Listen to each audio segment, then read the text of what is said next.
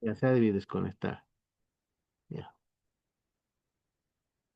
Entonces, cuando Erasmo mostró su desacuerdo con la Iglesia Católica y apareció Lutero, la gente pensaba que Erasmo se iba a unir a Lutero, pero no fue así. Él escribió contra Lutero, uno de sus libros importantes es el Libre Albedrío, así se llama el libro que escribió Erasmo. Y Lutero le escribió con un tiempo bastante largo, casi 2 años después, una respuesta porque él quería que haya expectativa y que la gente también lea su libro, que le llamó El esclavo albedrío.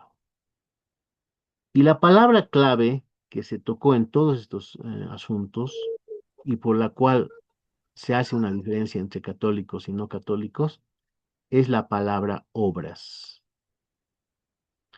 Tanto en la Iglesia Católica como en la evangélica se enseña que la salvación es por la fe, pero en la Iglesia Católica se dice que es por la fe y las obras. El apóstol Pablo dice, no por obras, para que nadie se gloríe. Y este es el primer punto de identificación espiritual cuando podemos ver si una persona es católica. Puede que esa persona no vaya a misa, puede que se congregue en una iglesia evangélica, puede que incluso sea un pastor o un líder.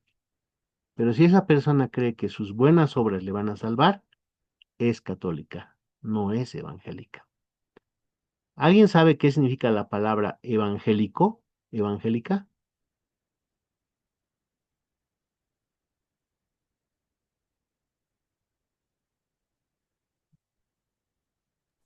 Viene Bueno, del Evangelio, ¿no? viene del término evangélico. Muchas gracias, Sonia. Quiere decir de acuerdo al evangelio. Evangélico quiere decir de acuerdo al evangelio. ¿Y cuál es el evangelio? El evangelio es una La buena. palabra.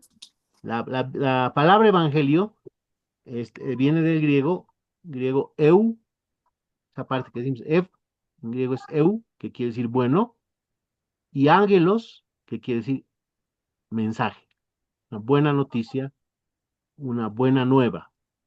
Tiene Amén, que ser amén. una buena noticia para que sea evangelio. Encarnación, adelante, por favor. Viene de la palabra buenas nuevas, ¿Sí? eso es Buena, evangelio, es una o buena noticia noticia. nueva. Ujú. Sí, amén, pastor. Si ustedes leen Mateo capítulo 5 versículo 48, Jesús dice, sean ustedes perfectos como vuestro Padre que está en los cielos es perfecto. Ahí Dios está exigiendo que nosotros, para llegar al cielo, seamos perfectos. ¿Alguien es perfecto aquí? No, Nadie. Nadie es perfecto. ¿Esa es una buena noticia o es una mala noticia? es una buena noticia. ¿Sí? Que no seamos perfectos. ¿Qué significa que no somos perfectos? Jesucristo dice, sean perfectos. Y nosotros no somos perfectos. ¿Es buena noticia? Es bueno reconocer que no somos perfectos, Pero ¿qué significa que no somos perfectos? que solo Dios es perfecto. ¿Significa que tenemos derecho al cielo? Sí, en cierta forma.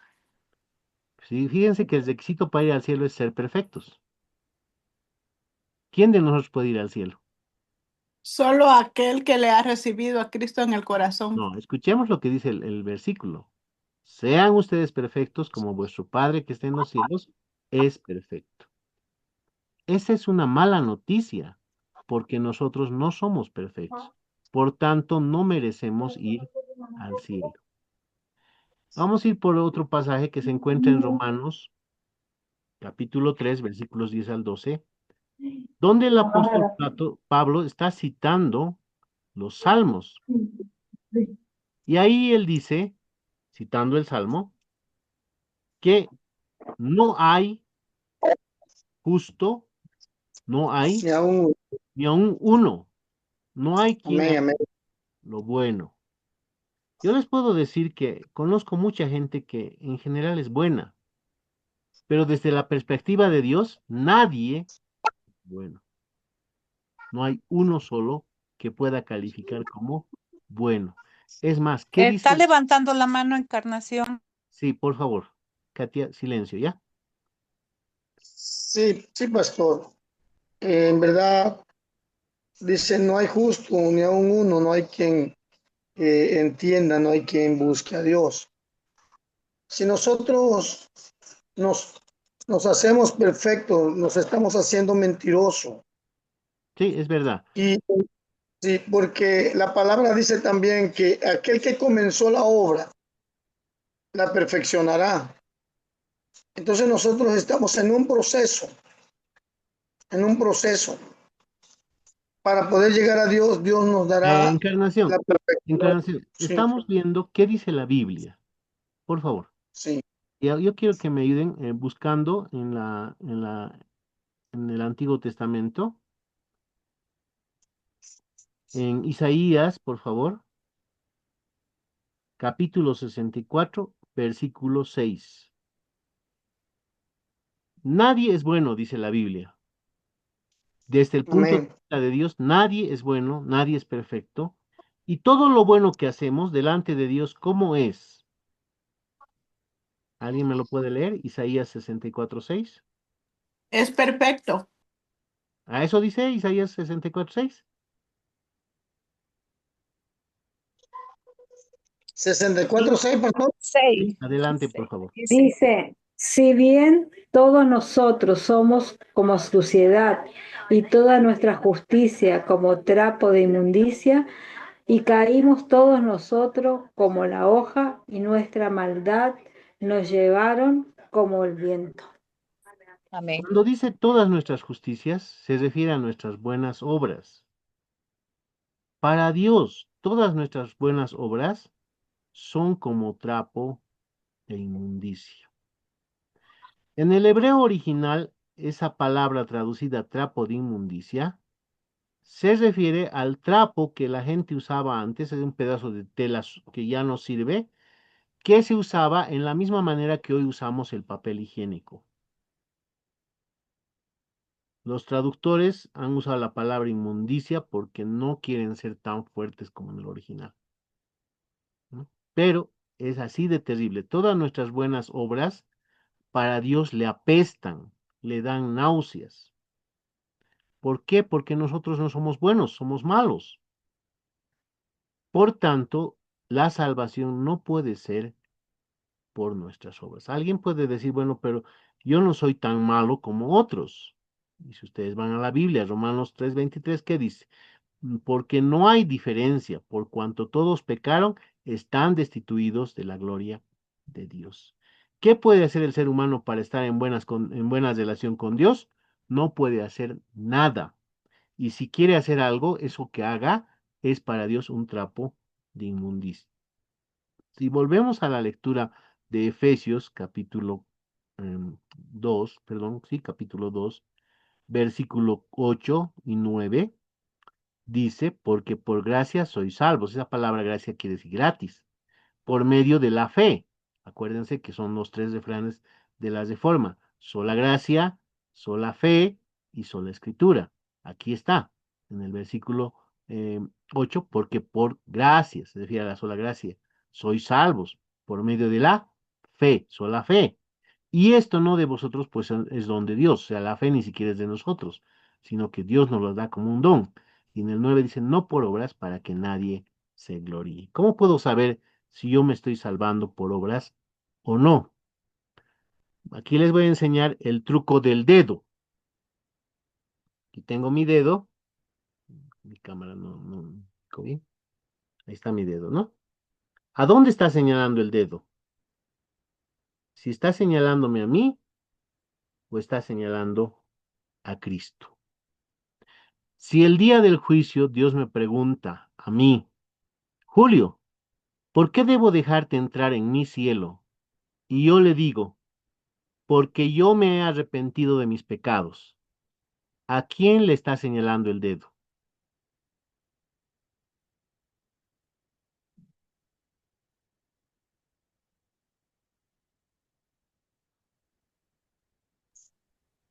¿Todos se fueron?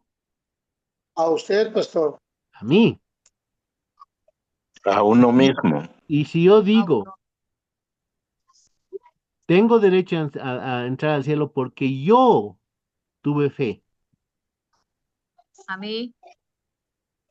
Y si yo digo, porque yo fui pastor, enseñé a los niños en la escuela dominical y he dado mi ofrenda sin fallar cada semana. Esas son obras. Iglesia. Entonces mi identidad no es evangélica, No. es católica porque me estoy dando la gloria a mí.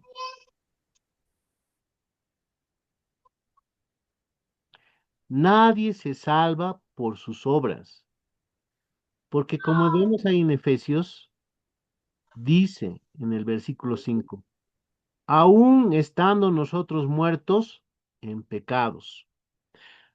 Mucha gente piensa que la salvación es como que un hombre que estaba en un camino se cayó por el borde a un abismo y golpeó en el suelo y se quedó fracturado y vienen a rescatarle en un helicóptero y le lanzan una camilla y él hace el esfuerzo y sube a la camilla y así es la salvación. Pero la Biblia lo pone en otro sentido, dice que estamos muertos. Es como la persona cayó y se murió. ¿Qué puede hacer ese muerto para salvarse? Nada, Nada. no puede hacer nada. Esa es la condición de nosotros cuando nacemos de Adán. Estamos muertos delante de Dios y nada podemos hacer. No podemos arrepentirnos, no podemos tener fe, no podemos creer, no podemos nada. Un gran predicador que hubo en el siglo XX, Billy Graham, él decía, Cristo ya ha hecho todo para tu salvación. Tú lo único que tienes que hacer es dos cosas. Uno, renuncia al mundo.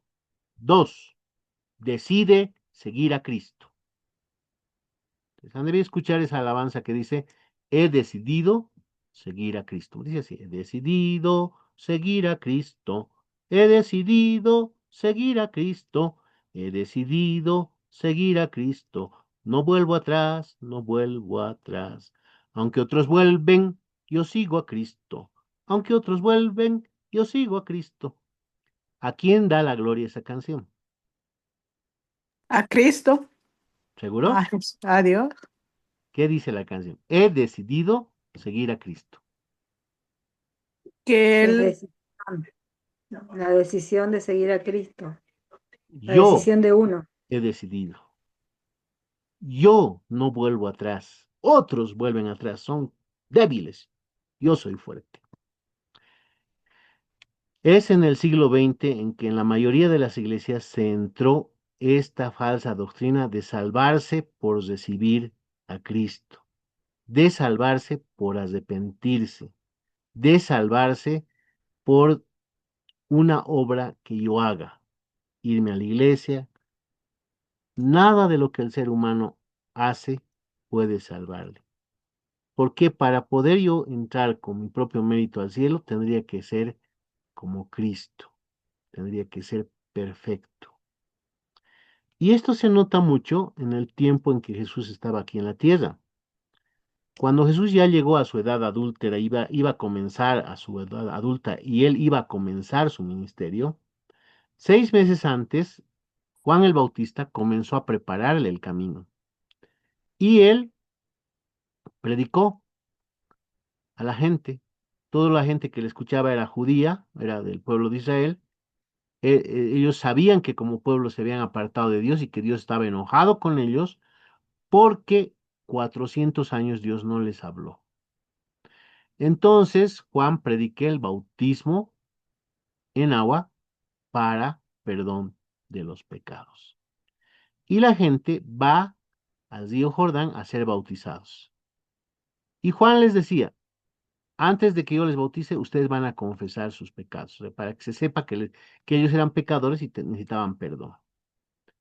Y entre ellos aparece Jesús para la fila para bautizarse. ¿Qué le dice Juan a Jesús? ¿Alguien recuerda? Que no era, no era digno de bautizarlo porque él ya sabía que era Jesús. ¿Jesús tenía un pecado? No, Imagínense que Jesús está en la fila y todo el mundo sabe que Él es santo, pero ¿qué está haciendo este? ¿Qué pecado confesará? Yo estaría curioso, ¿no? ¿Qué pecado confesará? Y cuando se acerca Juan le dice, no, no te voy a bautizar. Más bien tú deberías bautizarme a mí. Y Jesús le dice, no, deja que vamos a cumplir toda justicia, obedéceme. Y Juan, un poco confundido, lo bautiza. Y la gente podía pensar, ¿a qué pecado oculto tendrá? Debe ser tan grave el pecado que no lo dice. Y ahí Dios desde el cielo habla y dice, este es mi Hijo amado, en quien tengo complacencia. A él oíd. Es decir, Dios desde el cielo da testimonio de que Jesús no tenía pecado. Jesús es el único ser que ha pisado esta tierra, el único ser humano, porque Él es Dios, pero también es ser humano, que no pecó, no pecó. Él es el único que merece irse al cielo por sus buenas obras. Nosotros no. Nosotros merecemos irnos al infierno. Ahora, ustedes saben que Jesús no se quedó en el bautismo. Él, 3 años más tarde, fue llevado a la cruz y en la cruz Él pagó el castigo que nosotros merecemos. ¿Por qué el ser humano puede ser salvo? Porque Cristo recibió el castigo que merecíamos los seres humanos. No porque hayamos hecho nosotros algo, sino porque Dios castigó en Cristo el pecado que nosotros teníamos. Pero y así es que Dios nos da el perdón de los pecados. No es solamente el requisito para entrar al cielo que nuestros pecados estén perdonados. Tenemos que ser perfectos. Es decir, tenemos que tener buenas obras perfectas para ir al cielo. El hecho de que hemos sido perdonados demuestra que no tenemos esas buenas obras.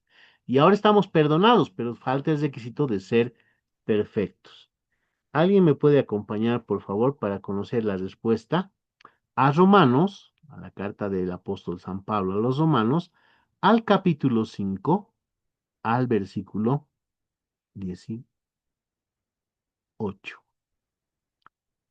y 19? ¿Alguien se anima a leer? Yo leo. Adelante. Lo leo en el nombre del Padre, del Hijo y del Espíritu Santo. Así que como por la transgresión de uno vino la condenación a todos los hombres, de la misma manera por la justicia de uno vino a todos los hombres la justicia de vida. Porque así como por la desobediencia de un hombre los muchos fueron constituidos pecadores, así también por la obediencia de unos los muchos serán constituidos justos. Es palabra de Dios. Miren, esto lo ha escrito el apóstol Pablo, pero lo ha inspirado el Espíritu Santo. Ahí dice, de la misma manera, así que quiere decir, de la misma manera como por la transgresión de uno vino la condenación a todos los hombres. ¿Quién es este uno que transgredió? Adán, Adán. O sea, podemos decir, de la misma manera que por la transgresión de Adán todos estamos condenados, de esa misma manera, por la justicia, la obediencia de uno, ¿quién será este uno? Es Cristo, viene a todos los hombres la justificación de vida, o sea, el declararlos perfectos. Vamos al 19. Así como por la desobediencia de un hombre, de Adán, ¿no ve? Los muchos fueron constituidos pecadores. ¿Qué significa esto? Que todos nacemos pecadores. No es que nos volvemos pecadores, nacemos pecadores. Heredamos de Adán ese problema llamado pecado. Pero eso es porque Adán pecó. De esa misma manera, por la obediencia de uno, de Cristo, los muchos serán constituidos justos. Es decir, había el requisito de que alguien sea perfecto, alguien obedezca perfectamente para que haya la salvación. Y Jesús, si solo fuera pagar nuestros pecados, pues podría haber bajado del cielo la última semana, la Semana Santa, y morir, ¿no ve? Pero no, tenía que obedecer perfectamente la voluntad de Dios. Así que Jesús tuvo que entrar en el vientre de la Virgen María, ya que y entrar en ese vientre, nacer como un bebé normal, como un ser humano normal, y vivir obedeciendo la voluntad de Dios los 33 años que vivió. Y esa obediencia nos es atribuida a nosotros gratuitamente. O sea, cuando Dios dice de Jesús, este es mi Hijo amado, en quien tengo complacencia, luego cada creyente bautizado también recibe ese título de Dios mediante su bautismo. Cuando uno es bautizado, Dios dice, este es mi Hijo amado en quien te... ¿Por qué? ¿Acaso esa persona ha hecho buenas cosas? No, no las ha hecho, pero la buena obra de Cristo le es atribuida a esa persona. O sea, dos cosas. Jesús obedece perfectamente en lugar de nosotros. En ese sentido es nuestro sustituto. Y segundo, Jesús recibe el castigo que nosotros merecemos. Ahí esa es su obediencia pasiva. Él obedece en recibir ese castigo.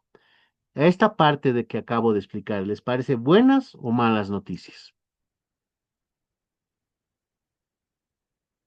Buenas noticias, pastor. Sí, son buenas noticias, por eso se llama evangelio. Entonces, evangélico quiere decir de acuerdo con el evangelio. Si yo creo que voy a llegar al cielo no por mi mérito, sino por los méritos de Cristo, soy evangélico. Y si yo creo que voy a ir al cielo por los méritos de Cristo más mis méritos, no soy evangélico. Amén, amén. Vamos a hacer un examen de conciencia y vamos a tratar de alinearnos con la palabra de Dios. ¿Cuáles son los objetivos del curso? Comparar lo que enseñan las distintas iglesias con la palabra de Dios, identificar los principios doctrinales que definen una identidad espiritual luterana, fortalecer la confianza en la Biblia como única fuente y norma de fe, y finalmente confesar con convicción una fe bíblica centrada en Cristo y en su obra salvadora. Ahí están 4 objetivos del curso. ¿Alguien comprende, tiene dificultades en comprender o necesita explicación de alguno de estos objetivos? No habiendo, pasamos a la siguiente diapositiva. Objetivos de esta lección de hoy es identificar el propósito y los objetivos del curso, ya lo hemos hecho. Vamos a pasar a analizar 3 pasajes bíblicos que hablen de nuestra identidad espiritual y después vamos a identificar 3 ramas principales del cristianismo. Espero que ustedes hayan visto el video introductorio porque eso les va a ayudar a responder. Si no lo han hecho, véanlo después y cada semana van a recibir un video para venir a clase. No voy a dar mucha clase, sino esta reunión es una evaluación de lo que han aprendido, ¿no? Para corregir lo que no esté claro. ¿Cuál es su verdadera identidad espiritual?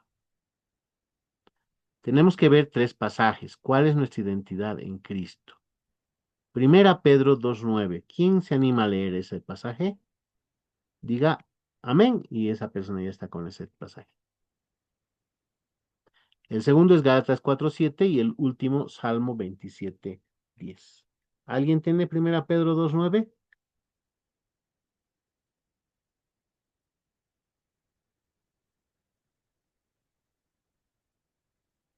¿Nadie?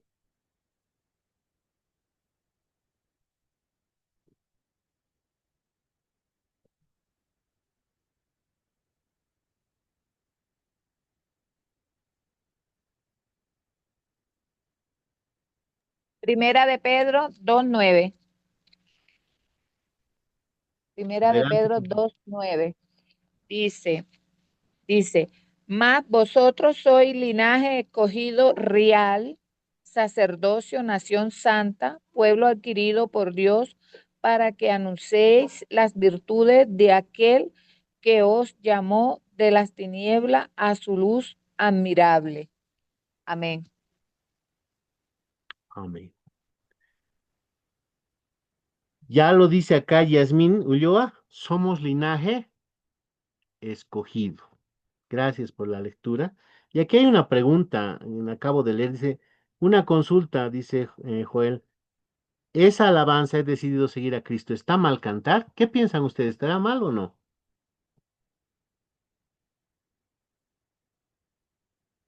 No, ¿Qué enseña esa alabanza? que, que debemos de seguir al Señor.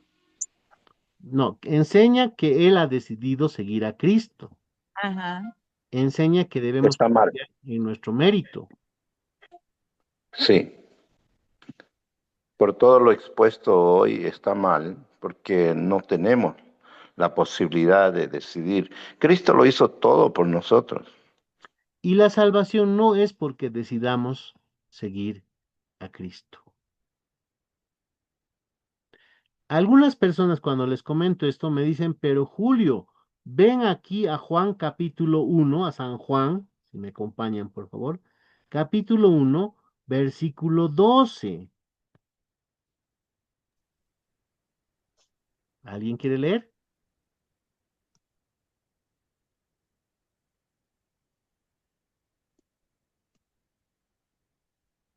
¿Cuál es la cita, pastor? Disculpe. Evangelio según San Juan, capítulo 1, versículo 12. San Juan. San Juan. San Juan, capítulo. 1, versículo 12. Lo Amén. tengo. Bueno, Adalgisa, por favor. 1:12. Amén. Ya lo tengo aquí. Dice, mas a todos los que le recibieron, a los que creen en su nombre, les dio potestad de ser hechos hijos de Dios. Amén. Entonces ahí dice, pues, decidir que yo he recibido a Cristo. Ujú. Como que mi voluntad hace que Cristo venga, ¿no? Y ya es más, el 11 dice, a los suyos vino y los suyos no les recibieron. Más que decir, pero a los que les recibieron, les dio potestades hechos hijos de Dios. Hijos Entonces, que de aquí Dios. fuera por Amén. decisión, ¿no ve? Pero el gran Amén. problema de las personas que enseñan así es que no leen el contexto. ¿Qué dice el versículo 13? A ver, hermano, usted por favor nos lee el versículo 13, el que tenía a mano el pasaje.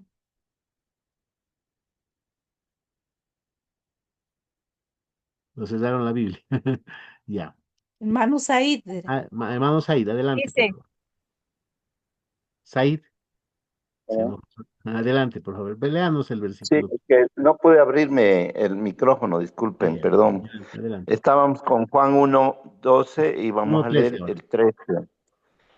Los 13. cuales, los cuales no son engendrados de sangre, ni de voluntad de carne, ni de voluntad de varón, sino de Dios. Ahí Juan claramente dice que no es por la voluntad del hombre, es la voluntad de Dios. No es mi decisión la que me salva. Porque el ser humano nace pecador y siempre va a decidir pecar. El ser humano es enemigo de Dios. Únicamente es cuando Dios lo convierte que Él cambia, pero esa obra es de Dios. Y eso el apóstol Pablo claramente lo explica. Me acompañan, por favor, a Romanos. Ah, acuérdense lo que dice Efesios, ¿no?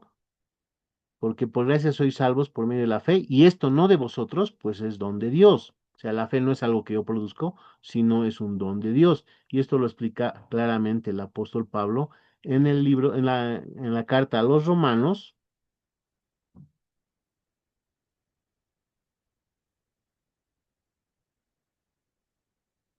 en el capítulo 10.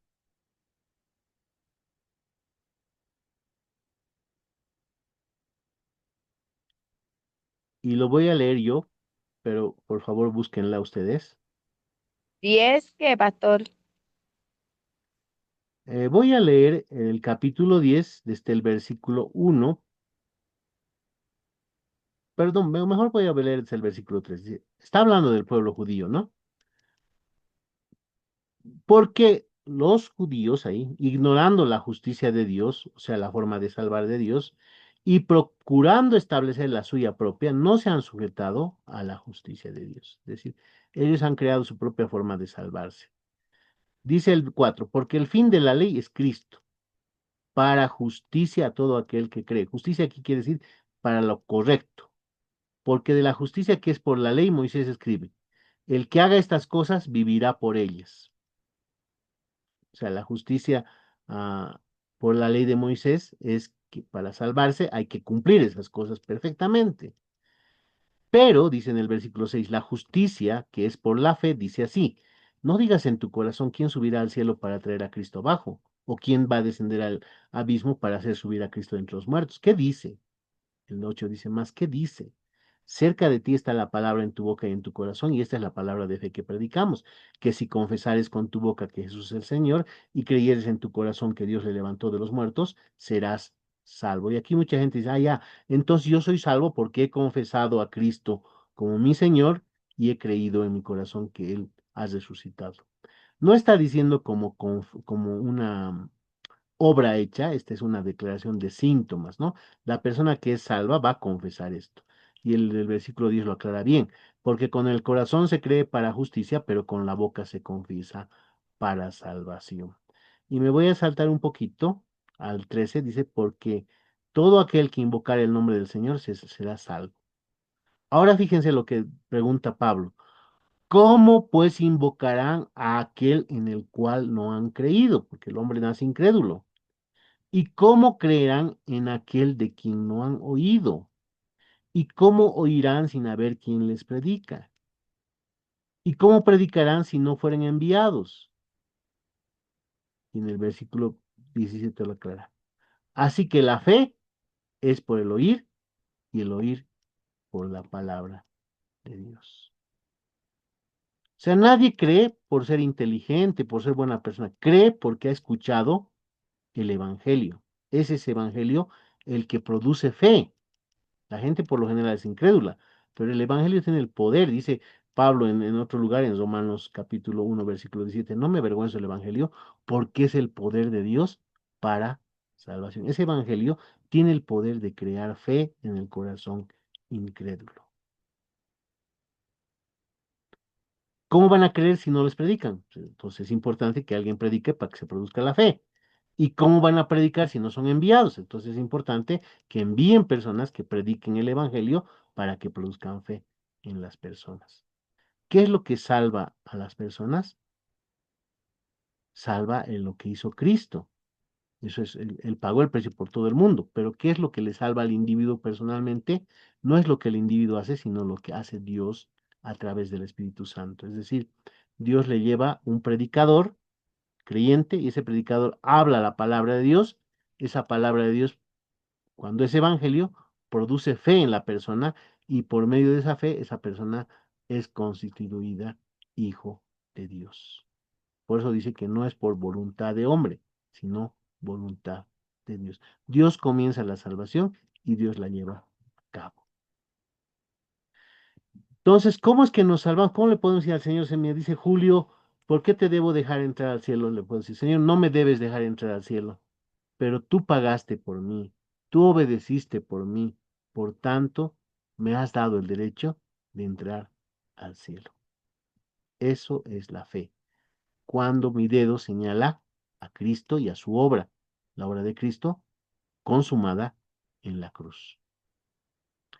Esta es la gran diferencia entre la iglesia evangélica y cualquier otra iglesia. Vamos a seguir viendo la diapositiva. Así que ya no eres esclavo. ¿Qué dice? Sino hijo. Y si hijo, también eres heredero por medio de Dios. A ver, díganme, ¿ustedes naturalmente son hijos? ¿O hay alguien que no ha sido hijo nunca? Amén.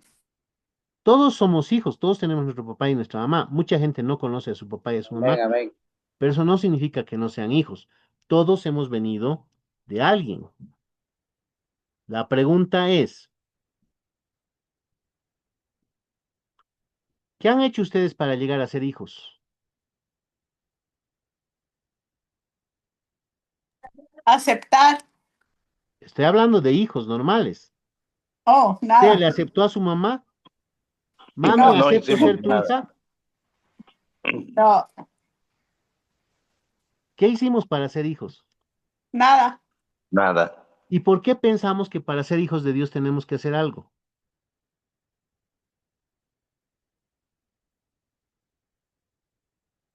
Porque alguien nos enseñó con falsa doctrina.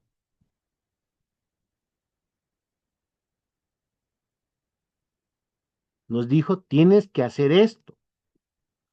Si yo digo, yo soy hijo de Dios porque acepté al Señor en mi corazón, ¿dónde va la gloria?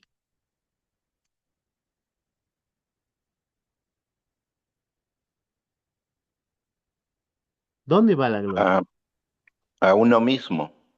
A cada Uno se uno de está nosotros. gloriando. Yo acepté a Cristo. Ustedes lo rechazaron, yo lo acepté. Merezco ir al cielo. Algunos dicen, no, no, no, tienes que vos reconocer a Cristo como Señor. Que llame eso salvación por señorío.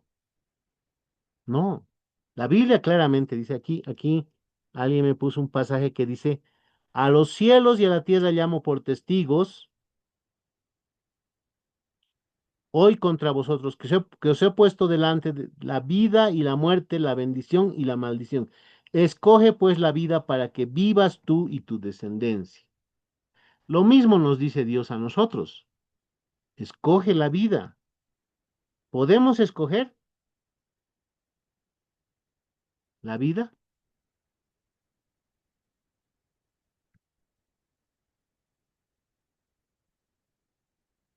Si somos esclavos del pecado, ¿podemos escoger la vida?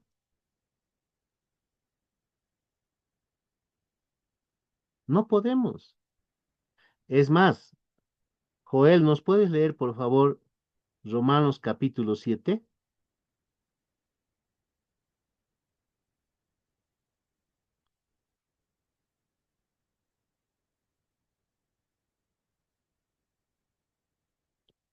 Joel Marcos.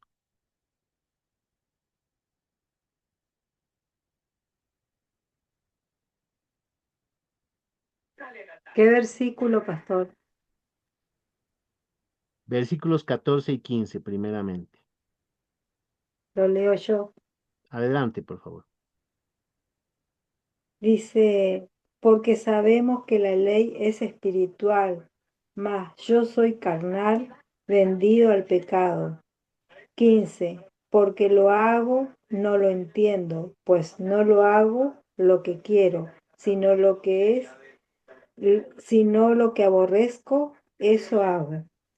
Pablo dice, sabemos que la ley es espiritual.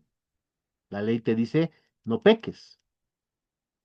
Pero yo soy carnal vendido al pecado. ¿Por qué sabe eso?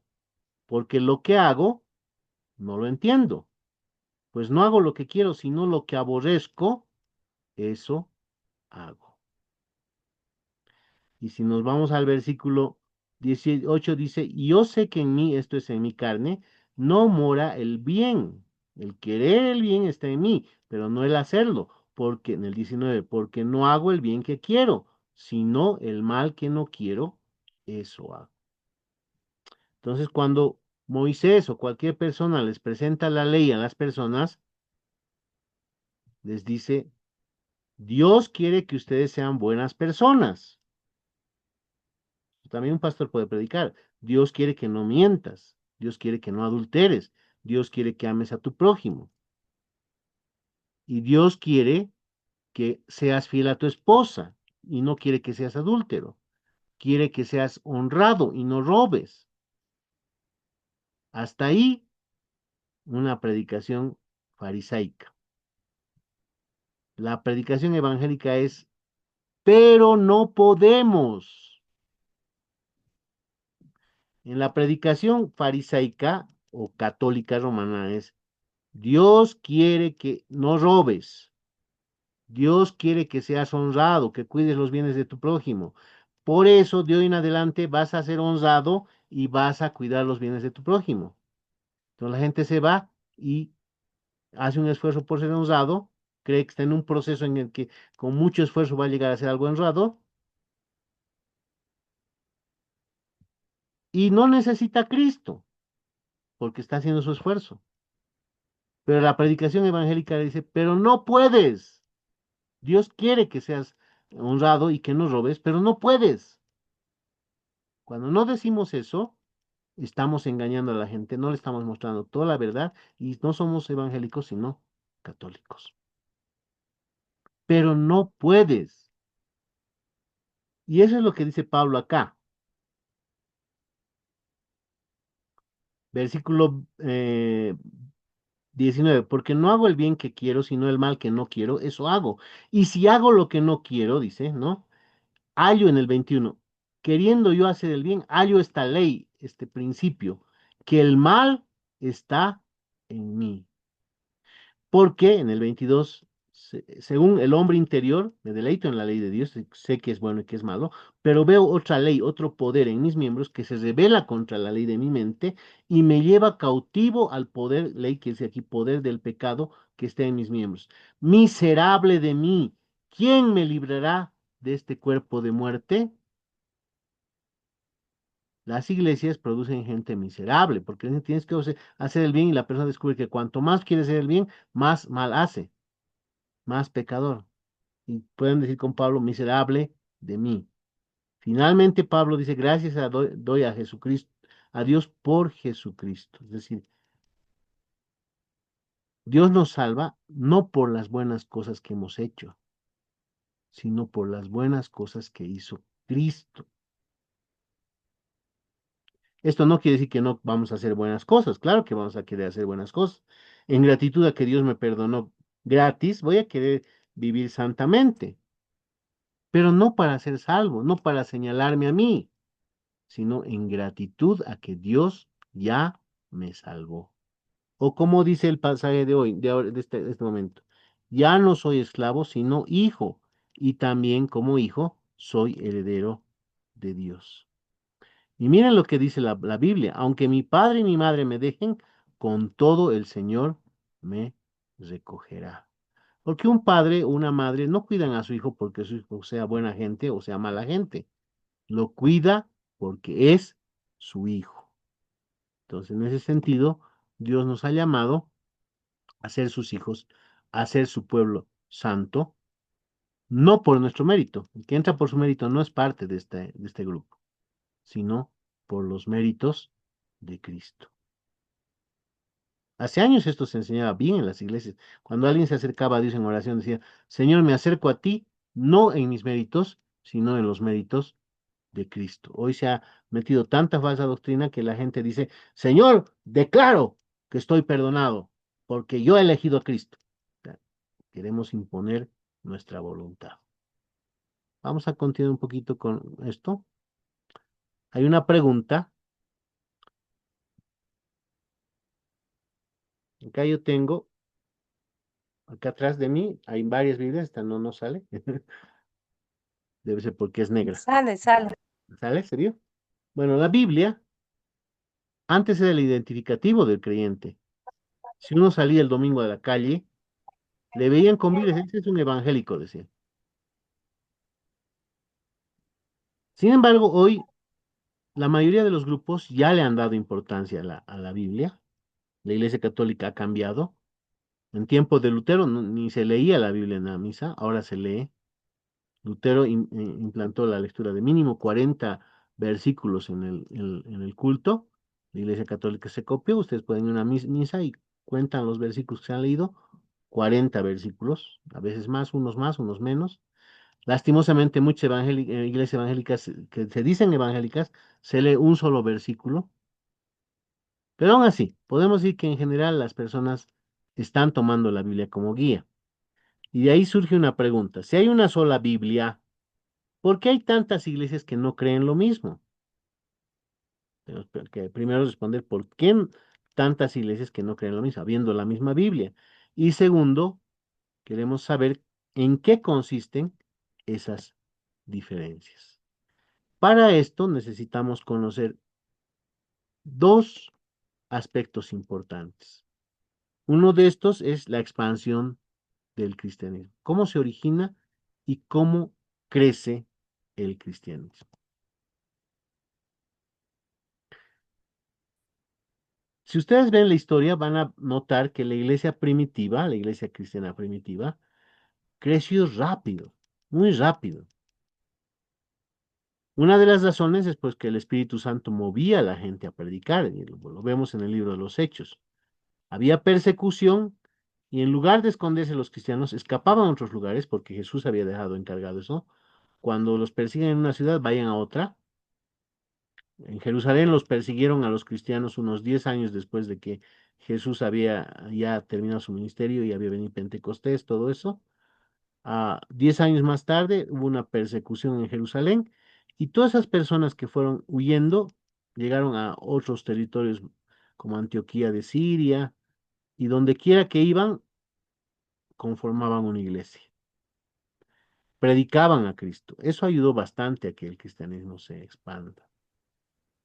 Otra de las razones, la presentan los investigadores de la historia, es el hecho de que, como en la actualidad, en la antigüedad había pandemias. Hemos tenido el 2020, hace 6 años atrás, una pandemia bastante preocupante, la gente se moría. Y en los primeros tiempos del cristianismo también hubo una pandemia, es interesante, en los libros de historia narra que esta pandemia hacía que la piel se queme y se caiga.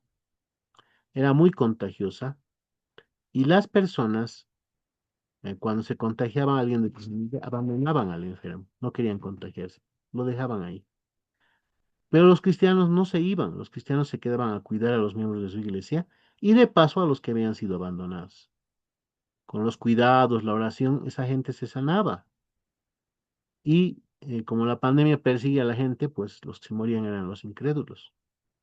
Una de las razones también por las que el cristianismo creció mucho es porque el Dios en el que los cristianos creían y predicaban era un Dios vivo. Le pedían, Señor, sana a este enfermo de esta pandemia, y la gente se sanaba, pues ¿qué tenía que hacer? Unirse a la iglesia. Hubo un crecimiento bastante eh, rápido, pero la razón es el poder de Dios. Como ya había citado este versículo, dice, no me avergüenzo del Evangelio, porque es poder de Dios para salvación a todo aquel que cree, al judío primeramente y también al griego. O sea, ¿qué producía creyentes? No era una promesa de que la gente iba a prosperar, o de que iba a ser feliz, o que iba a solucionar su matrimonio, y volviéndose a la iglesia, no. Era la buena noticia que les acabo de compartir, de que todos nuestros pecados han sido pagados por Cristo, tanto al sufrir el castigo que nosotros merecíamos, y esto se nota mucho cuando Jesús dice en la cruz, Dios mío, ¿por qué me has abandonado? En ese momento Jesús estaba sufriendo toda la ira eterna de Dios que muchos van a padecer en el infierno. Jesús estaba sufriendo eso en lugar de nosotros, porque la Biblia dice, Jehová cargó en él el pecado de todos nosotros. Y segundo, porque Jesucristo había obedecido perfectamente en lugar de nosotros todo lo que nosotros no hemos podido obedecer. Ese mensaje, que es el verdadero evangelio, es poderoso porque hace que los muertos espirituales resuciten, tal como dice Efesios, aún estando muertos en vuestros delitos y pecados, los salvó por gracia, por medio de la fe. Está el poder de Dios, más que nada. El poder del Evangelio creaba fe en el corazón de las personas, y estas personas, en gratitud y por fe, iban compartiendo la buena noticia a todo lugar donde ellos iban. El Evangelio llegó en los tiempos de la iglesia primitiva a todo el planeta, así lo dice la Biblia, y así sucedió literalmente. No hubo lugar donde no llegue el Evangelio. Mucha gente piensa, pero en ese tiempo no llegó a la China. Pareciera que no hubiese llegado a la China, porque no había evidencia, pero últimamente, en este mismo año, se ha descubierto mucha evidencia de que la China ya había llegado en los tiempos apostólicos. Luego vamos a ver algo más, que son 3 factores importantes para el crecimiento.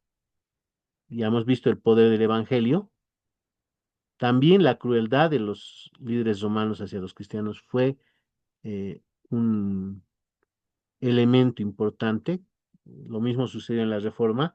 La Iglesia Católica actuó con crueldad contra los evangélicos. Y como escribió un hombre de esa época, dijeron, pues, cuanto más cristianos matan, más se reproduce. Sí, mataban evangélicos y al día siguiente ya había 1000 nuevos. Y la sangre de los mártires es la semilla de la nueva iglesia. Entonces, esa crueldad hacía que la gente pues decía, debe ser cierto, ¿por qué quieren hacerlos desaparecer? Y lo último que yo dije, ¿no? El amor y la compasión que los cristianos mostraron a los miembros más vulnerables de la sociedad. Los cuidaban, los protegían. El cristianismo se destacó por proteger al débil, por defender al débil. Y esto cambió el mundo entero. ¿Cuál es la roca sobre la que se construyó la iglesia primitiva según la Biblia? Acá vamos a hablar un poco de la iglesia católica que ella sostiene que la roca es Pedro. Hay un pasaje en la Biblia, en Mateo capítulo 16, donde Jesús le dice a Pedro, bueno, le dice a sus discípulos, ¿quién piensan ustedes que soy yo? Y ellos le dicen, pues, ¿o qué piensa la gente que soy yo? Y la gente le decía, bueno, debe ser un profeta, alguien que ha resucitado. ¿Y ustedes qué dicen? Y ahí Pedro toma la palabra y le dice, Señor, tú eres el Hijo de Dios, el Cristo enviado por Dios. Y Jesús le dice a Pedro, Pedro, eso no te lo has revelado carne ni sangre, sino mi Padre. Por tanto, de en adelante no te llamarás Cefas. Ese tiempo se llamaba Cefas. Cefas quiere decir alguien que es un poco débil de opiniones, muy cambiante, ¿no? No es constante. De en adelante te llamarás a piedra, ¿no? Entonces, este término piedra, en muchas Biblias lo traducen roca, para que se entienda que Pedro es la roca en la que se fundó la iglesia. ¿Qué dice la Biblia? Ahí está el pasaje que les dije. ¿Puede alguien leer, por favor? ¿Alguien se anima? Está en la pantalla.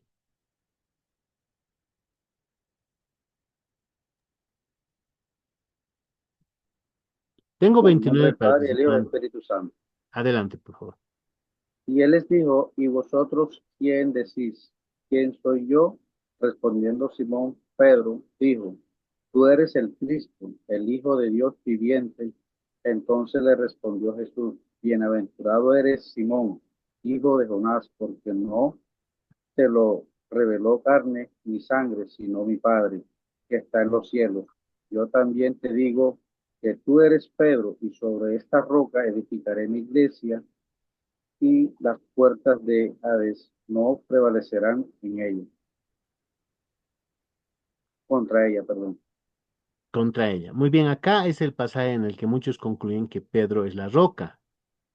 Pero este pasaje dice, yo también te digo que tú eres Pedro. Ahí usa la palabra griega para piedra. Y luego dice, sobre esta roca. Es otra palabra. Ah, Pedro en griego es Petros. Y roca es Petra. Se parecen. Pero Petrus es lo que sale de la Petra. Una piedra es un pedazo de roca, no es roca completa. Entonces, tú eres un pedazo de la roca. Yo sobre esta roca edificaré mi iglesia. ¿Cuál es la roca? ¿De qué estaban hablando? ¿De qué quería Jesús que se toque el tema? De él. Se estaba hablando de Cristo, no de Pedro.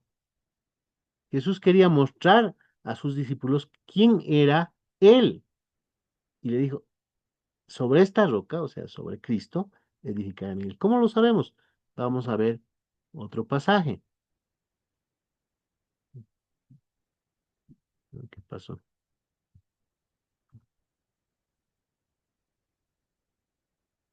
Ahí tenemos, según la Iglesia Católica Romana, ¿cuál es la roca sobre la que se construyó la Iglesia Cristiana primitiva? Y ahí tenemos la respuesta que está en el catecismo. Dice, la Iglesia Católica Romana interpreta, cree y enseña que la roca sobre la que se edificó la iglesia fue Pedro y que él fue el primero en la línea ininterrumpida de papas. O sea, enseña que la roca es Pedro y que después los que ocupan su oficio, que supuestamente Pedro era un papa, entonces serían pues sobre esa base, ¿no? Hay una sucesión apostólica, es decir, solo valen los que legalmente han sido sucesores de los anteriores. Vamos a continuar con nuestra investigación, pero esta vez nos vamos a referir a qué dice la Biblia. Acá Jesús se está refiriendo a la confesión de Pedro. La roca sobre la cual se va a edificar la iglesia es en la verdad de que Jesús es el Cristo, el Salvador prometido. Por eso nos llamamos cristianos, no petrinos ni nada por el estilo. Y claramente Pablo dice en 1 Corintios 3:11, porque nadie puede poner otro fundamento que el que está puesto, el cual es Jesucristo. Así que ya no sois extranjeros ni advenedizos, sino conciudadanos de los santos, miembros de la familia de Dios, edificados sobre el fundamento de los apóstoles y profetas, siendo la principal piedra del ángulo, la roca, Jesucristo mismo. No hay otro versículo en la Biblia que se refiera a Pedro como el fundamento de la iglesia. En cambio, hay muchos versículos que se refieren a Cristo como el fundamento de la iglesia. La iglesia está edificada sobre Cristo, tal como Pedro confesó, tú eres el Cristo, el Hijo del Dios viviente. Bueno, entonces vemos que hay una diferencia en la interpretación. Y aquí hay un gran problema. La Iglesia Católica dice, la interpretación correcta de la Biblia es la que nosotros le damos. ¿Cuál es la interpretación correcta de un documento? Aquí está mi esposa. Cuando no era mi esposa, nos escribíamos unas cartitas. Porque en esa época no había WhatsApp, nada de eso, ¿no? Todo era en papel. Y ella lo tenía coleccionado ahí sus cartas como un libro. Yo también tenía sus cartas coleccionadas en una caja. Pero nosotros no hablábamos como en el idioma que se habla en la calle, como hablamos ahora, sino hablábamos un idioma en clave que hablan los enamorados. ¿Quiénes son los más indicados para interpretar esas cartas?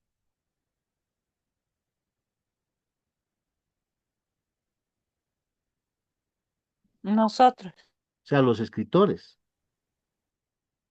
¿Quién es el más indicado para interpretar la Biblia? La misma Biblia. La Biblia se explica así sola. No necesita más intérpretes. Hay pasajes claros en la Biblia que hablan sobre temas claros, hablan del bautismo, de la oración, ahí está.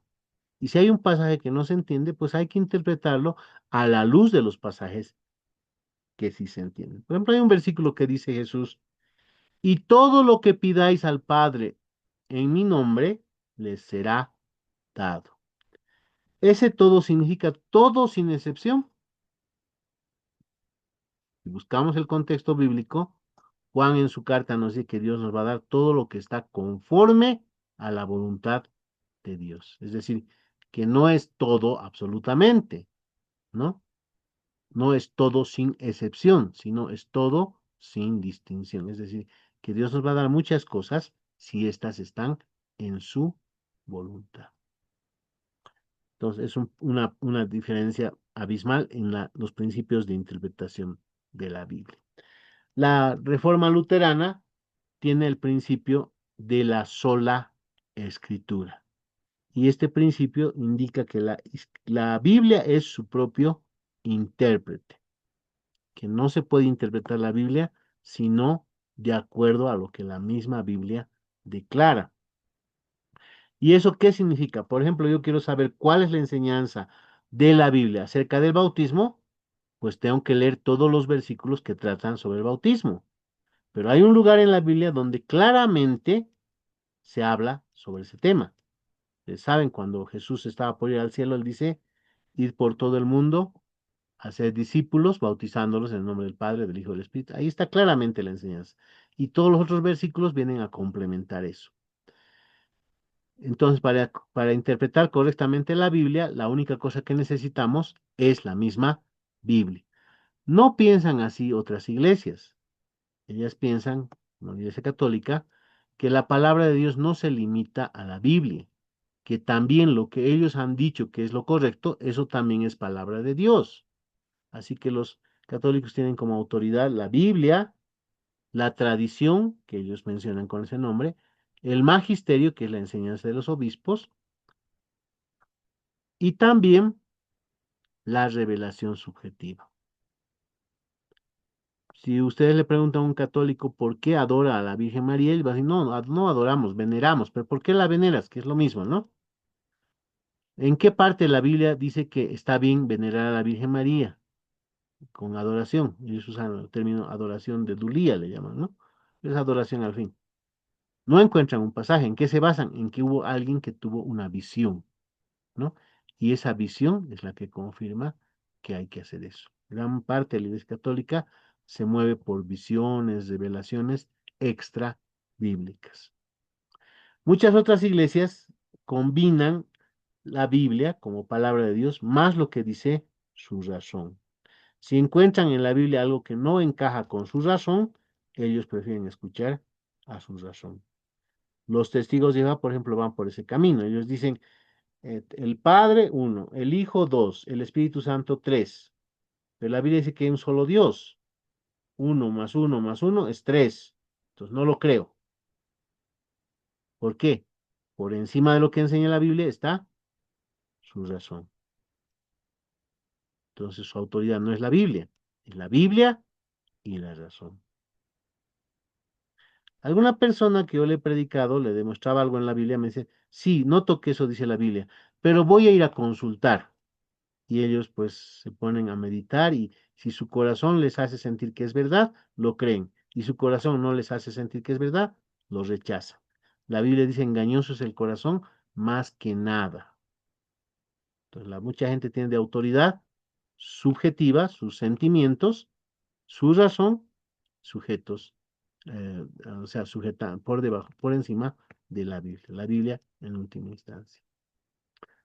Ah, por ejemplo, un gran predicador llamado Carlos Wesley tenía 4 principios. La Biblia, la tradición, como los católicos, ¿no? La tradición, la sensación subjetiva, lo que yo siento, y la razón. Entonces, cuando una persona decía, bueno, ¿tú crees en Cristo? Sí, yo creo en Cristo. ¿Eres salvo? Sí, soy salvo. La Biblia dice que Cristo pagó por mis pecados. No, ¿lo has sentido en tu corazón? Ah, no, tienes que volverte a convertir. Tienes que convertirte hasta que en tu corazón sientas eso. Los mormones que van puerta por puerta, cuando le preguntan a una persona, ¿y por qué debo creer en el libro del mormón? Ora y en tu corazón tú vas a sentir que es la verdad. Y la gente que se volvió mormona es porque siente un fueguito en su corazón y cree que por eso el libro del mormón es verdad. Pero si ustedes leen el libro del mormón, van a encontrar que hay muchas contradicciones con la Biblia y por tanto no es la palabra de Dios.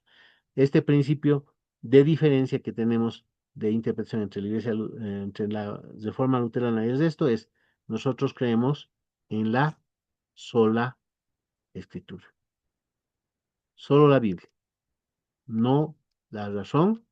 La razón la vamos a usar, claro, pero como esclava de la Biblia.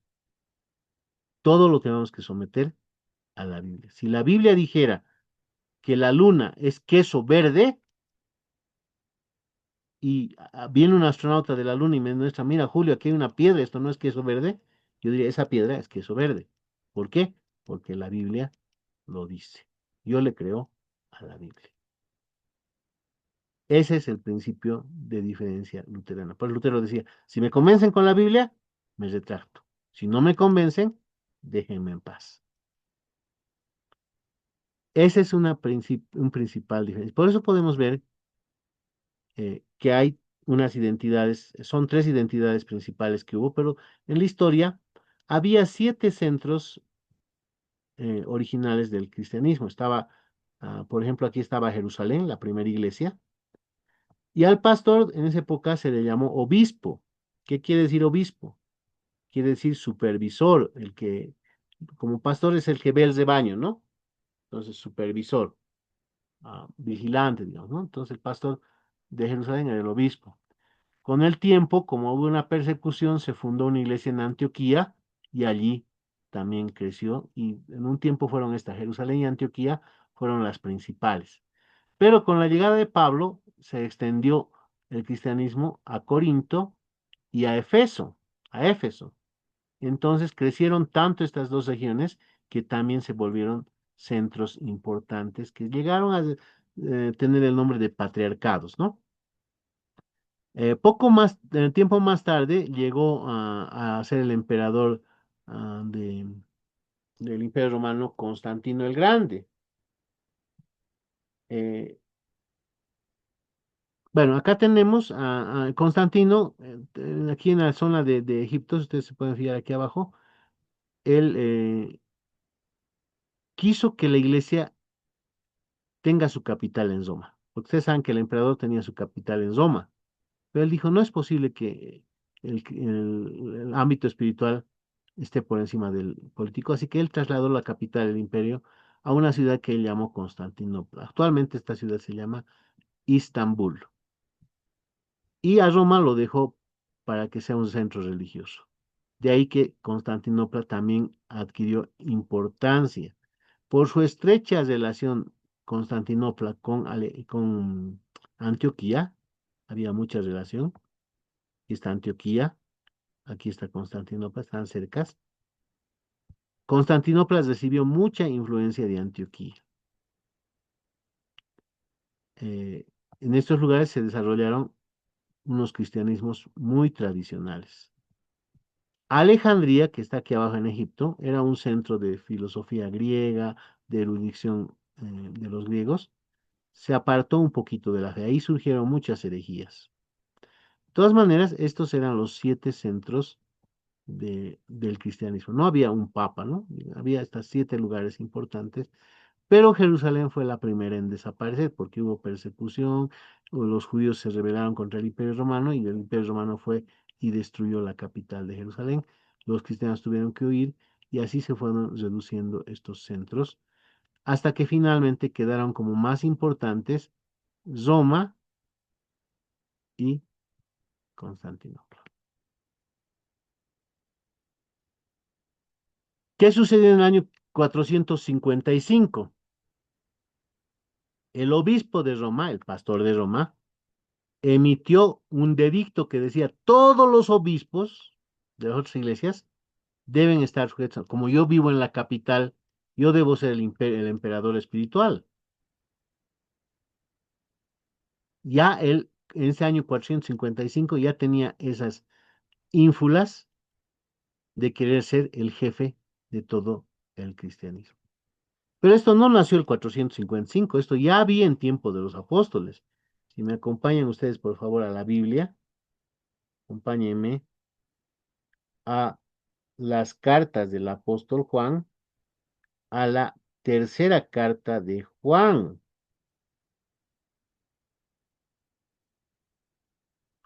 Esta carta tiene un solo capítulo y Juan le escribe a un creyente llamado Gallo, hablándole de un problema que había en la iglesia de Gallo. ¿Puede alguien, por favor, ayudarme a leer desde el versículo 9 hasta el 11?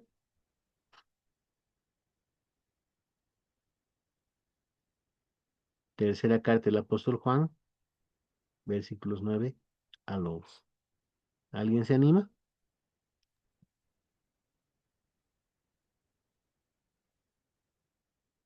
Si alguien lo encontró, adelante, por favor.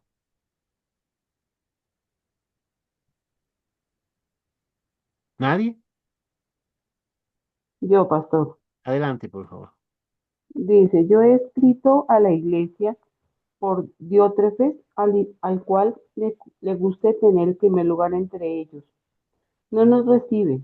Por esta causa, si yo fuere, recordaré las obras que hace parloteando con palabras malignas contra nosotros, y no contento con estas cosas, no recibe a los hermanos, y a los que quiere recibirlos se lo prohíbe y los expulsa de la iglesia. El 11 más, por favor. Amado, no imites lo malo, sino lo bueno. El que hace lo bueno es de Dios, pero el que hace lo malo no ha visto a Dios. Todos dan testimonio Ahí de está bien, Demetrio. gracias, hermano. Ya. Entonces ahí Amén. tenemos que en esta iglesia de Gallo había alguien que se llamaba Diotrefes y él quería tener el primer lugar. Cuando había los centros, los 7 centros del cristianismo, ninguno decía, yo soy el primero. Pero ya había algunos que querían ser el primero desde el tiempo del apóstol Juan. Aquí él habla de este señor que se daba las atribuciones y estaba expulsando a la gente de la iglesia. Pero con todo, no había crecido este problema y por lo menos hasta por unos 1000 años en el planeta Tierra solo había una identidad cristiana. O sea, el cristianismo era una sola cosa. Al año 455 ya hay una herejía que es la de decir que el obispo de Roma es el jefe de todos los otros obispos. O sea, obispo, ¿qué es el obispo? Es un supervisor. Se inventaron el término arzobispo. Ars quiere decir jefe, ¿no? Jefe de obispos. Más tarde le llamaron papa. Pero en el año 1054, el obispo de Constantinopla, que hay que acordarse que en aquel tiempo no había internet, no había avión, o sea que las noticias tardaban en llegar, ¿no ve? Aquí llegó pues casi unos 400 años tarde, ¿no? El de Constantinopla rechaza, dice, no es bíblico que el obispo de Roma sea el rey de todos los obispos. Y es ahí, en ese año de 1054, que se produce la primera división de identidades. Constantinopla está en el oriente, donde predominaba el idioma griego. Entonces se forma una iglesia griega que no está de acuerdo con que haya un papa. Y en este otro lado, en Roma, se hablaba el latín, donde se forma una iglesia latina que reconoce un jefe de toda la iglesia llamado papa. O sea, ya tenemos nosotros un origen histórico de dos identidades. Alguien me escribe acá que los solas son 5. En la actualidad sí son 5. Es correcto, las 5 solas, ¿no?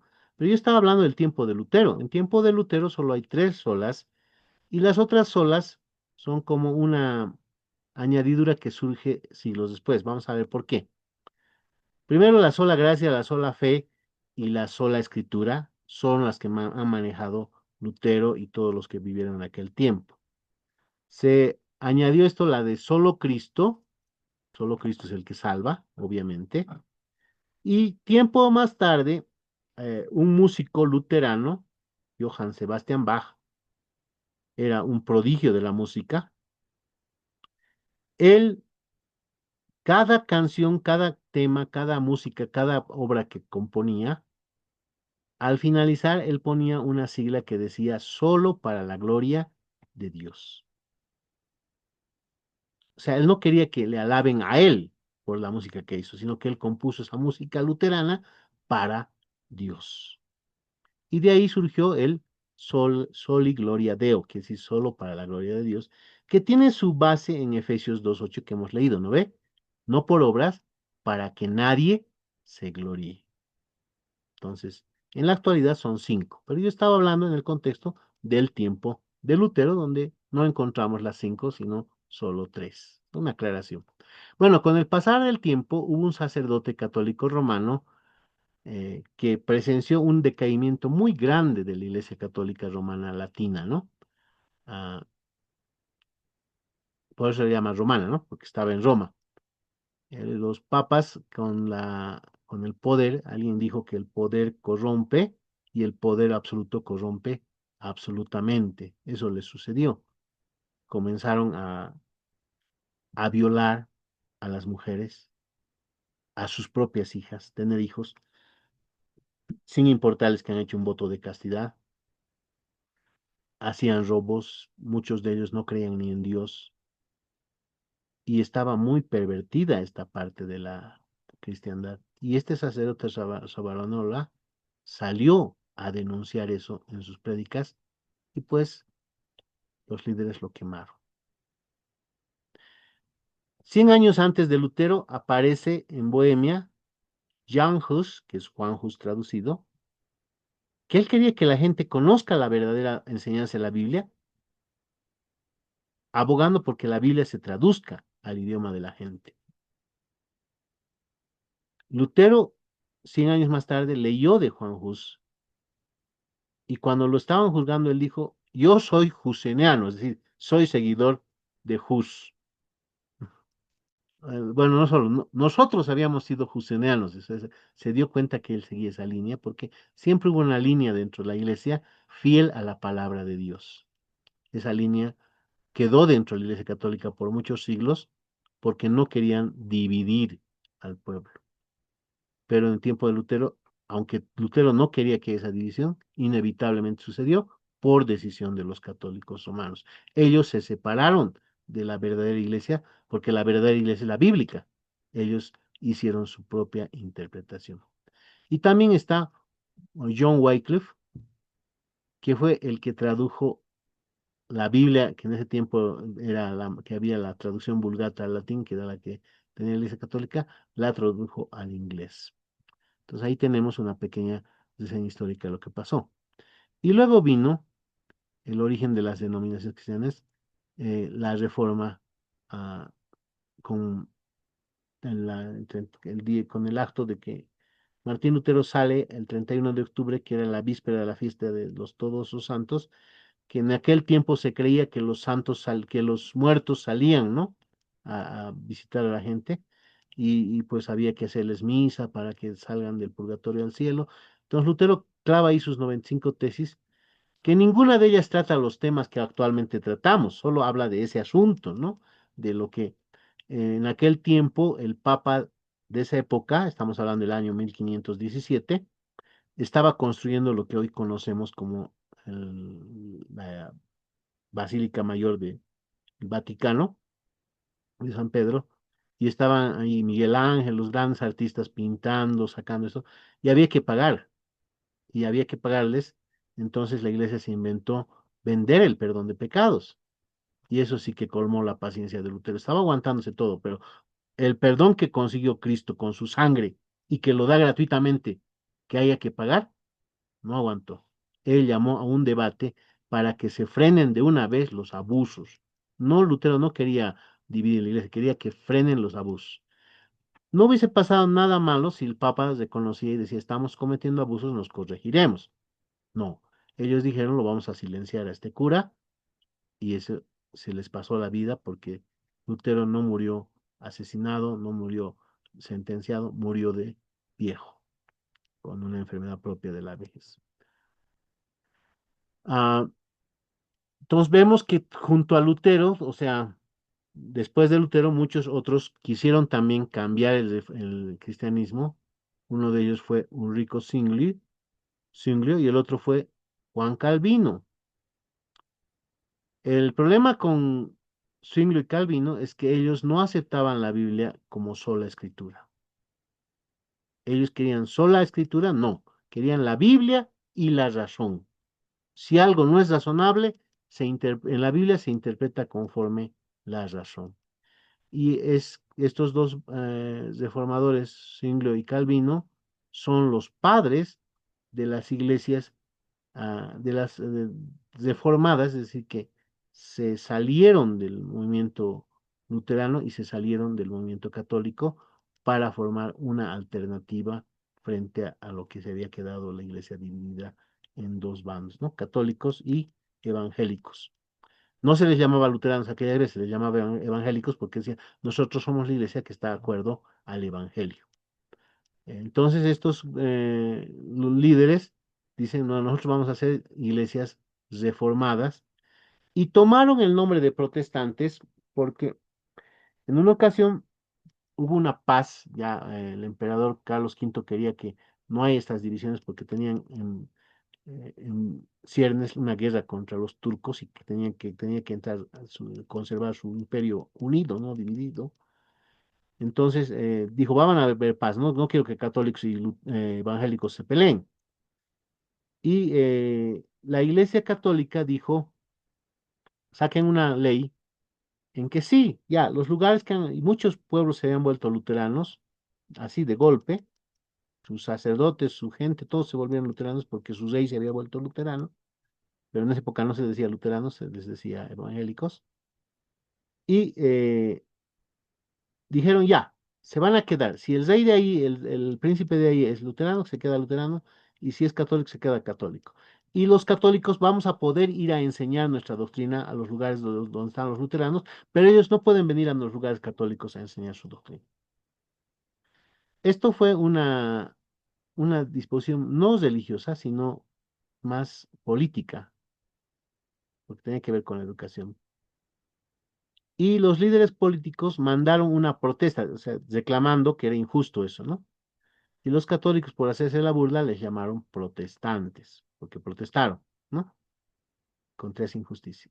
Y ese nombre de protestante fue adoptado por los seguidores de Zwinglio y de Calvino.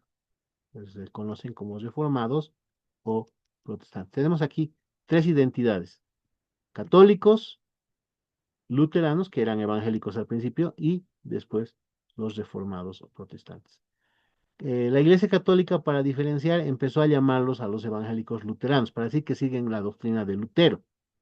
Lutero dijo, no permitan que se les llame luteranos porque ustedes no siguen a Lutero, que Lutero no ha muerto por ustedes, ¿no?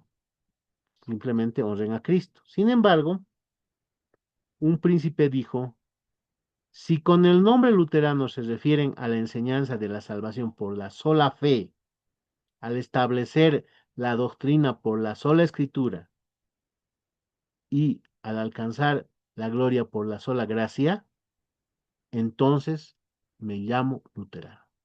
Eso no significa que sigo a Lutero, sino que reconozco que Lutero estaba en lo correcto cuando reclamó los abusos de la Iglesia Católica. Entonces, en ese sentido, muchos se llaman luteranos. En la actualidad, hay algunos que se llaman luteranos y no son luteranos, ¿no? Así como los testigos de Jehová se llaman testigos de Jehová, pero no son testigos de Jehová, son testigos de ellos mismos. Así que a veces los nombres pueden ser confusos. Pero queda en general esta división global: la Iglesia Católica Romana, la Iglesia Luterana, las iglesias protestantes o reformadas. Alguien me dirá, pero ¿dónde entran los presbiterianos? ¿Dónde entran los episcopales? ¿Dónde entran los congregacionalistas? Pues en el último grupo, porque todos salen de ahí, ¿no? De Zwinglio y de eh, Calvino. Pero la episcopal es una clasificación especial que se forma dentro de las iglesias reformadas cuando el rey de Inglaterra, Enrique VIII, rompe con el catolicismo para poderse casar con otra mujer que le dé un hijo varón. Su esposa no le daba ningún hijo varón, entonces él hace eso y forma la iglesia anglicana, que es la iglesia de Inglaterra, que está sujeta al rey. Y cuando fundan Estados Unidos, y Estados Unidos se separa de Inglaterra, no querían llamarle anglicana, así que le cambiaron a episcopal. Es decir, la episcopal es la misma anglicana, pero con otro nombre. La presbiteriana es la misma iglesia de Calvino, solo que ahí están haciendo énfasis en que el gobierno es por presbíteros. Y la congregacional es la misma iglesia de Calvino, que no está de acuerdo con el gobierno de presbíteros. Entonces tenemos acá las tres importantes identidades en el cristianismo: la católica romana, la luterana y las iglesias protestantes o reformadas. Vamos a hacer una tarea y la vamos a publicar en el grupo de WhatsApp. Yo la voy a publicar y ustedes pueden leerla ahí. Y si gustan, me la mandan a mí directamente, o si quieren la ponen al grupo. Yo aconsejo que me la manden directamente, así puedo conversar con ustedes, ¿no? Vamos a concluir con una oración, pero antes de eso quiero dar oportunidad, perdón porque ya nos hemos pasado una hora y media va a ser, pero creo que ustedes tienen bastante tolerancia. Vamos a dar oportunidad a preguntas porque no he alcanzado a ver todas las del chat.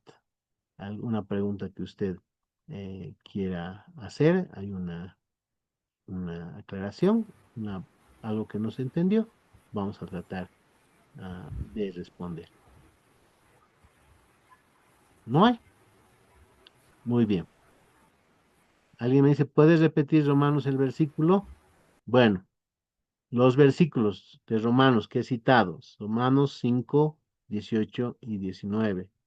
Romanos 3, 23 y 6, 23. Romanos capítulo 7, versículos 18 y 19.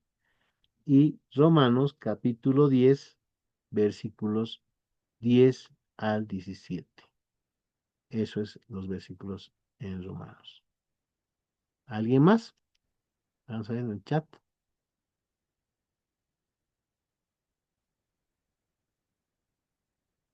Considero el libre albedrío, dice, claro. Yo no dije nada del libre albedrío. Dije que Erasmo escribió un libro que se llama El libre albedrío y Lutero un libro que se llama El esclavo albedrío. ¿Tenemos libre albedrío? Claro que tenemos libre albedrío. Si ustedes han elegido estar en esta clase o no estar en esta clase. En cosas normales tenemos libre albedrío. Yo puedo elegir, mi esposa me sirvió un café y lo trajo porque ya me está haciendo frío. Puedo elegir tomármelo o no tomármelo. Es mi albedrío. Pero en asuntos espirituales, nadie tiene libre albedrío. ¿Por qué? O eres esclavo del pecado o eres esclavo de Cristo. O tu voluntad está manejada por el pecado y Satanás, o tu voluntad está manejada por el Espíritu Santo y la palabra de Dios. Claramente dice el apóstol Pablo y Pedro que el espíritu y la carne batallan para que no hagamos lo que queramos. Entonces nuestro albedrío espiritual está sujeto o a Dios o al diablo. No hay término medio. Bien, ¿alguna otra pregunta? ¿No hay? Bueno, si no hay, comenzamos con nuestra oración y si gustan pueden despedirse después cada uno nuevamente para que nos conozcamos más. Padre amado, te damos gracias por este tiempo que hemos pasado juntos, compartiendo esta parte de la historia de la iglesia, muy resumida, Señor, muy breve, quizás bastante, pero que nos ayuda a poder dilucidar, Señor, las identidades que hay dentro del gran grupo que llamamos cristianismo. Y también podemos nosotros identificar personalmente cuál es nuestra fe. Queremos, Señor, que nuestra fe se base en la Biblia, en la palabra de Dios. Te suplicamos, pues, que toques nuestros corazones para que así sea. En el bendito nombre de Jesús. Amén. Amén. Bueno, buenas noches, hermanos, que tengan felices sueños y si gustan, se despiden también. Tienen la oportunidad. Que Dios les bendiga, hermanos. Buenas Pastor, noches. que Dios los guarde. Feliz noche. Feliz noche, mis hermanos, que Dios les bendiga. Feliz noche, pastor. Feliz noche. Amén, gracias. Feliz noche, pastor. Soy Sonia. Sonia, que Dios te Buenas bendiga. noches, bendiciones para todos, que descansen. Gracias. Buenas noches. Para todos, bendiciones desde Venezuela, Angélica. Que Dios Muy les buenas noches a todos, hermanos. Bendiciones. Soy desde el Perú, Marco. Muchas Marco, bendiciones. que Dios le bendiga.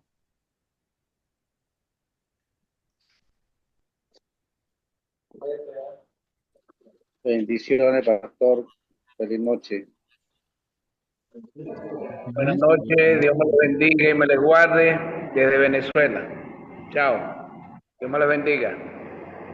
Amén.